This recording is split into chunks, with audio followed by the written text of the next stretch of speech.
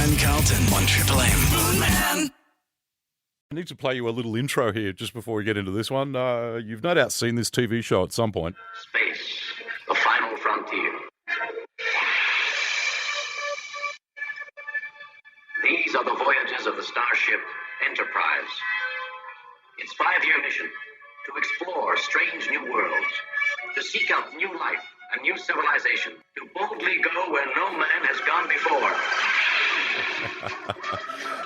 Sometimes I wonder whether we're actually sending the strange life form into space. And the question is, do we let him back again? You may have heard the news that William Shatner, who starred as Captain James T. Kirk in the original series of Star Trek, is off to space, courtesy of Jeff Bezos and the Blue Origin company. They've been pipped at the post, the Americans, by the Russians on another angle. We need to have a chat about this very quickly. Dr. Brad Tucker is our team, astrophysicist and cosmologist from the Australian National University in Canberra. Good morning, sir. How are you?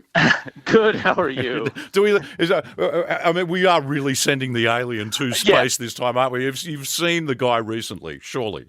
Yeah, look, I mean, he really is. If all of the people or creatures we can send into space to get good value, it is definitely this man. Yeah, I just wonder if anything happened to him and the aliens had to do some sort of autopsy to go, what's this strange substance under his skin? It's some sort of toxin. We'll need to identify it. Test. Yeah, that's right. It may ward them off any future invasion if we send them as a representative of what our human body may be. That's right. Look, good luck to the bloke. He's how old is he now? He's like 90 or something, isn't he? He is 90, so he'll be by far the oldest person to go into space. And even though it's just kind of touching the edge of space, you're going through 5G's worth of force on those rocket launches and takeoffs. So, that's no easy feat for a 30-year-old, let alone a 90-year-old. Yeah, most people under 5G's, their face would be sagging and there'd be bits all over the place. He'll be perfect because he's always perfect. The side note to all this is the bloke's also just been announced as the new host of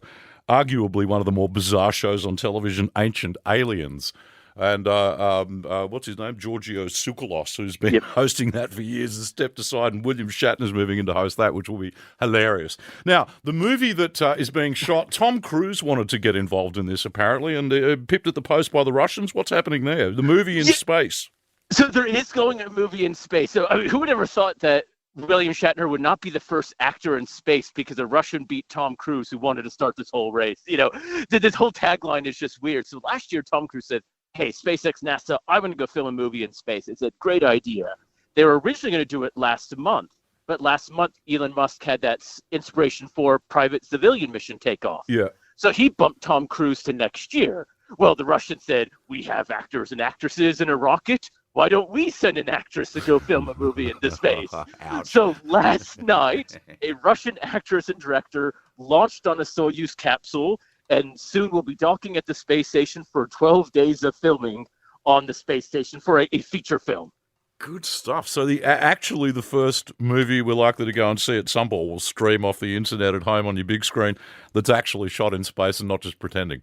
Exactly. So the whole movie's called Challenge. The actress is playing a doctor who has to go perform emergency surgery on space. So it definitely is coming from the Russian side of the space angle. It's kind of like a Russian space Top Gun, right? Okay, all right, that'll be sort of thing. No wonder Tom Cruise is annoyed. Dr. Brad, always good to talk. We'll keep an eye on the Shatner mission. I'm a little for all of the Mickey taking. I'm extremely jealous of the bloke. For sure, definitely. I'll tell you what. The other thing that's interesting, just back on the Shatner thing for a second.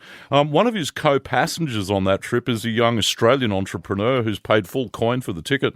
He's a tech entrepreneur, been based in the US. We might try and have a chat with him before he goes, if that's possible.